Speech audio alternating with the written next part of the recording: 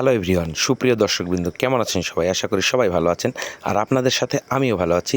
তাই চলে এসেছি আরও নতুন একটি শিক্ষণীয় বিষয় আপনাদেরকে উপহার দেওয়ার জন্য। সকলে আমার পাশে থাকুন। আপনি কি আইপিএস ব্যবহার করেন? আপনার বাসায় কি আইপিএস আছে? তাহলে এই ভিডিওটি আপনার জন্য। প্লিজ ওয়েট, স্কিপ করবেন না, শেষ পর্যন্ত আমাদের সাথে থাকুন। আমরা প্রতি মাসে ব্যাটারিতে চেক করি, ব্যাটারিতে পানি দিই, ব্যাটারির পানি শুকিয়ে গেলে ব্যাটারি নষ্ট হয়ে যাবে, কিন্তু কানেকশনগুলো আমরা চেক করি না। এই যে দেখুন কানেকশনে কী অবস্থা, কানেকশনে ফাঙ্গাস পরে একদম কানেকশন ডিসকানেক্ট হয়ে গেছে। এখানে কানেকশন না পাওয়ার কারণে আইপিএসটি ডিসকানেক্ট হয়ে গেছে এবং আইপিএসটি চলছে না।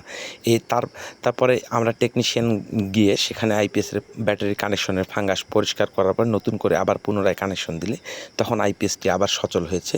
এটি আমি আপনাদেরকে দেখানোর উদ্দেশ্যে আজকে এসেছি। আজকের মূল বার্তা ছিল, আপনারা যখন প্রতি মাসে ব্যাটারি পানি চেক করেন, সাথে আপনার ব্যাটারি কানেকশনে লুব্রিকেন্ট অয়েল অথবা পেট্রোলিয়াম জেলি একটু যদি ইউজ করেন, তাহলে আপনাদের ব্যাটারি কানেকশনে এভাবে ফাঙ্গাস পড়বে না।